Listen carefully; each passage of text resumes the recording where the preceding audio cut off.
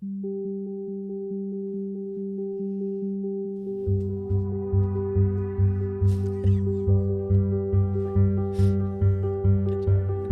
it without I'm proud of you. actually knocking this thing. I'm impressed our fancy mics. People are gonna be so pumped. They are. Oh yeah, tighten them up so that. You're listening to the Seven Rivers Student Ministry podcast. We believe that all students are lovable through a relationship with Jesus. If you'd like to know more about our ministry, you can visit us at www.sevenrivers.org/students.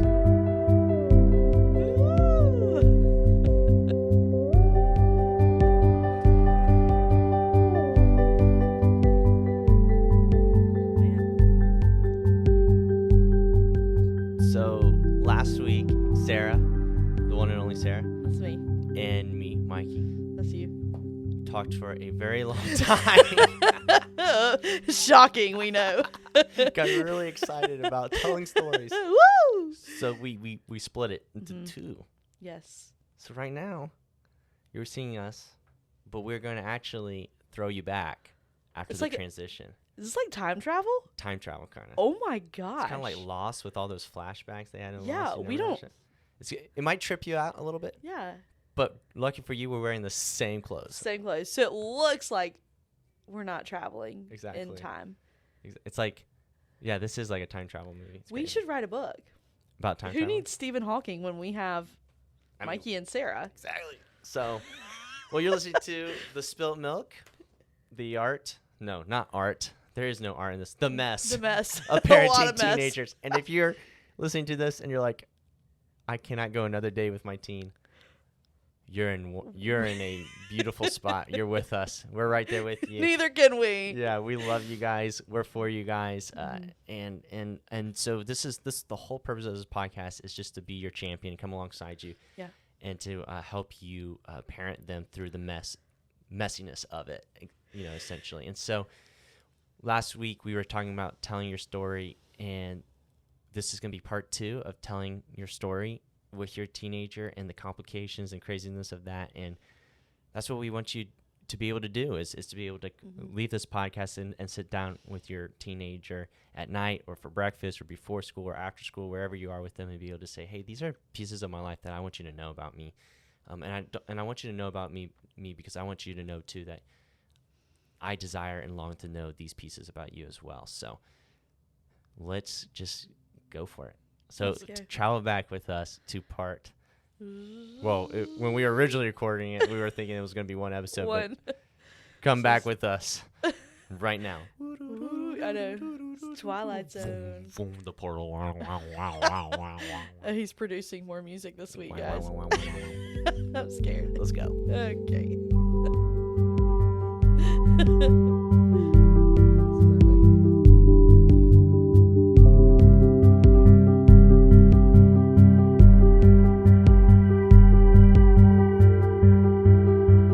Yeah, I mean, I like the idea. I agree with the idea of, kind of using your own life as markers for when. Yeah. And just kind of going back, I'm a Bachelor fan. I don't know if you know I'm a Bachelor fan. I don't know if everyone else should know that. I'm just Maybe kidding. they shouldn't. They've all lost trust in me at this point. But, on The Bachelor, they go on dates. They go on like one-on-one dates. And they're sitting at the table, and it's kind of this joke, and probably anybody who even doesn't watch The Bachelor knows this, but in The Bachelor, they sit at this table on their one-on-one dates, and they're eating dinner, but you never actually see them eat dinner because chewing is inappropriate. Not inappropriate, it's unattractive on TV. The camera doesn't look good when there's someone just chewing. Like, you're not talking to each other, there's nothing happening. So they've edited out these parts that are unattractive for TV, for the purpose of looking good. And so I think that when we talk about how, and you've already kind of alluded, you've talked about this, but when we talk about how, I think it's important to not edit out the chewing, to leave in the parts that might be a little bit unattractive, that might make you look a little bit less cool or a little bit less awesome, so that your kid can know that chewing is normal. Like, we we all have to eat. You know, like Right. we're gonna make mistakes. Here, let's hope and pray that maybe you don't make the same mistakes that I made. But if you do, this is a reality. Basically, let's not cut out the reality of the situation. Let's not edit out the reality of the situation. Let's talk about how this hurt us, how this hurt the other people, how this changed us, and how this changed our story, and then we can talk about how we move forward from that, how we brought Jesus into this story. And you don't have to tie a bow at the end. Right. And you don't have to say like, hey, I did that when I was 16, but now it's all good. Yeah. No. We're so tempted to do that. Don't do that. Mhm. It's not all good. It's sad. You're having to tell your kid this. Mhm. That's a consequence. Mhm. And that's something that you need to continue to wrestle through and work through, for the rest of your life. And yes, you're free in Christ and all those things. But right now here on earth, we're in the in-between. Like we're in the already but not yet. So there's still, don't pretend like sin doesn't affect us still. It does. And it hurts us. And it has consequences. Like I think a lot of times people and kids, teenagers, we hear this all the time, like they use Jesus as a license to sin. That is not the way to use Jesus. Use is even a bad way to even describe Jesus. It's relationship with Jesus. And part of being in relationship with people is sharing your heart, your feelings, your story. And so share your story with Jesus, you as a parent. Share your story with your kids, with Jesus in the room. He's in the room in it. Share it with him in the room, with knowledge of him. And weep and mourn your sin. Show the signs of the pain, the hurt, the brokenness. Even when you're sharing the good, share that too, and celebrate those things as well. Share how you even did it right. I mean, that's okay too, as well. But the last thing you want to, and kids are great at picking up on what's fake. They know what's fake and what's not true. And the last thing you want to do is be talking to your kids, and you're telling the story because you're using it as a way to lecture them and change their behavior. Never tell your story as a way to change their behavior. They will pick up on it and tune you out so fast. Tell your story as a way to connect with them. Tell your story as the bridge, the avenue, as the cross. Lay yourself on the cross of parenting and rest in Jesus. Lay yourself on the cross and pray that your kids connect with you through that brokenness, through that broken story, through that pain. And that they see Jesus in the holes in your hands and the holes in your feet. That they see Jesus in your brokenness. That is how you tell your story to your kids. Is not, and all the time. And I do this with Trip, we're gonna be tempted. We do this with even when we're sitting down talking to a teenager. We do this. It's like we're gonna tell a piece of our story to change their behavior. Behavior change doesn't come unless there's heart change, and heart change only comes through Jesus, through the Holy Spirit. Human beings can't change hearts. Jesus changed hearts. And so in order for you got to let that be. You got to let God change their heart. But you share a story to get close to their heart, to connect with their heart, to be near their heart. You cannot change it.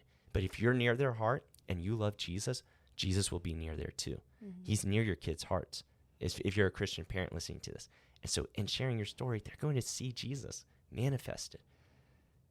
And as you connect with them with your story, they're going to want to follow him. Because they're going to see you following him and see what that looks like and see what the results are for that. I think one of the greatest things about Jesus and storytelling is that we can tell our stories honestly and openly because we believe it's not about us and it's about him. And actually, we can even talk about our brokenness and pain and failures because it points even more to him and our need for him. And so in the craziest way, the gospel has flipped our biggest shame moments into God's biggest glory moments. Let it be done. Let your story out. Share your story, not to change their behavior, but to usher in the presence of God with your students so that they can encounter him and know him through your story as you follow Jesus. I mean, that's one of the things that I'm really wanting to challenge our parents right now listening to this, because I think, if you not agree, even you and I as student ministers, we share stories as a way to try to change their behavior. Right. But really, we need to share stories as a way to connect with their hearts. So yeah, I think that this may kind of transition us into the idea of appropriateness to some. But I think we can also swing to the other extreme where we share our story so that our student or our child carries that burden with us. Yeah. And I do think that there's That's so an good. important line there, especially when you're a single parent and you don't have a spouse, or you Yeah. maybe don't live in community, you don't go to church, or you do go to church and you just are in a weird season of I'm sharing my story. And I think that it's usually with good intention. Like, I'm sharing my story because I want you to know. Sometimes it may be to change behavior or whatever, but in sharing our story, often, and I can do this in student ministry, I can do this, but I share my story and subconsciously have this expectation that they're going to carry it with me. And so maybe I share too much, or maybe I don't quite get to the redemptive part of the story, or maybe I intentionally am not tying bows because I want for someone else to come in and tie that bow. And so we can, I think that's the other kind of extreme of the pendulum, is sharing a story and then expecting our child to be our best friend and to carry that with us. Right. And so I think that leads kind of into this conversation about what's appropriate to share. Yeah. Yeah, I think great way to point to the other side of it too, because I think you cannot. Let's talk first real quick. You are not in a spot to share your story with your student if you do not have really good friends around you that know it. Right. They can't be the first one to hear this. Right. So definitely warning flag number one, if you're trying to share this with your student, they cannot be the first to hear it. They cannot handle that. They're not supposed to handle that, because now you're looking to them to be the parent. So you might have to share that with your parents. You might have to share that with your counselor, and you need to create a network community before you share content. When you share content of your story, you need to, yes, be present in it, but also you need to let your student know that you have people that are walking with you through it, that you have people that are carrying this burden for you, and that the reason why you're sharing this story is because you want them to know you, and you also are inviting them to share pieces of their story as well as a student. So I think that is kind of what you really should be, and you also really you should be sharing your story. If you have a church community, a community that is around you. So I think that's a really big emphasis there. What's appropriate, is essentially, to me, what's appropriate is what you are ready to share, but also based on, like I said before, like the age of your student. When was the age that you were wrestling with some of this stuff? Maybe subtract a year or two and start there, so that you're the first person to have conversations about this with your student, with your teen. But also, like, most likely, you're going to be a parent that leans on one side or the other. You're going to either be one that is slow to share pieces, where you should be a little quicker, so that, because you're afraid that you think that they don't know certain things already, so you don't want to. They probably already do. So, you want to be the one, you want to be a voice in that conversation if they're having, but also there's the other side too, is like we've seen parents share too much in a degree, and then their students are now kind of caught up in this like lust and longing that they weren't ready for at the time. So really, you got to get to know your own student. You got to get to know them, know who they are. And so, but before you go into that degree of sharing, like, you got to have a relationship with them and build towards that point where you can share this kind of content with them of your story, to an appropriate degree of detail. You can talk about really traumatic stories and say them with the same emphasis and power, without maybe some of the super details that you would share with your counselor. Right. So you can, and work with the counselor and work with your friends to maybe write up a way to tell your kids, your students. Seek out that wisdom. Those are the suggestions that I would make. And I think you would probably agree with the same thing if you want to add anything. No, I like that. I agree with that. I think you mentioned earlier, a kid can kind of smell it out too. So, a kid can tell if a student's going to know if you're like sharing the story for like attention, or sharing the story for something, or as a way, as an offering to them too. Yeah. And again, it may be very subconscious, but I think a kid can kind of smell out your intention behind the story that you're sharing. And so doing it in a healthy way, with community surrounding you, not sharing it with them for the first time are all really important. Yeah, and I think if you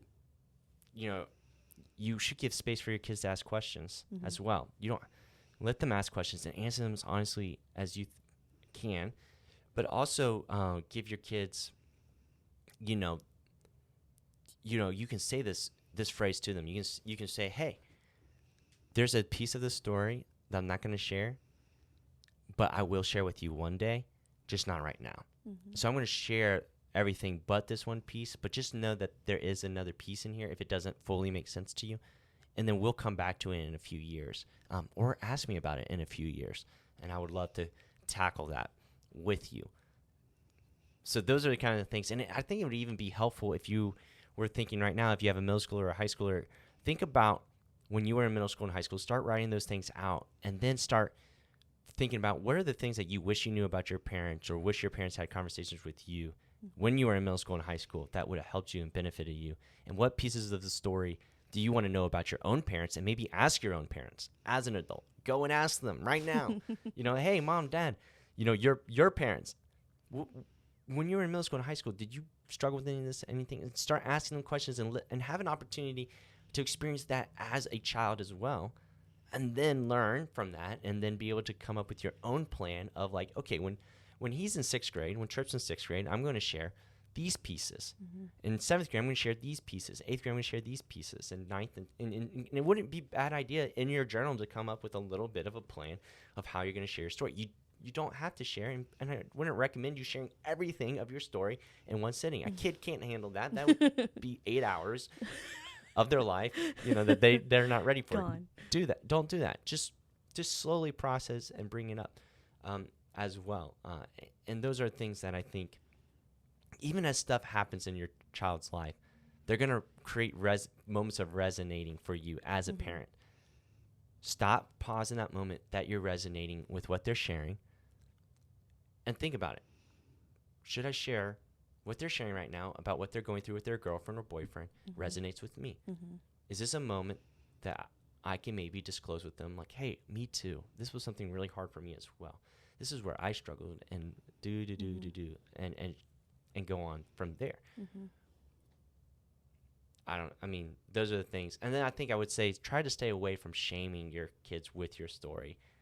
Using it as a way, it's like, I was never like that when I was your age, or I never did. Things like that really drive deep wounds into your children. And I think those are things that you might even should ask, have I shamed you before? And repent of those with your student. But I think we've tackled the story, sharing your story. And I hope you guys have enjoyed it to a degree. I hope it helps you. Maybe it would be good to go back to some of these parts, slow it down, maybe break this one up for yourselves in smaller pieces. But you guys are loved. You matter to us. And thank you for listening. This is Sarah, and I'm Mikey. See y'all. Let's go. Thank you for being here today for the Spilt Milk podcast. We are so thankful that you tuned in.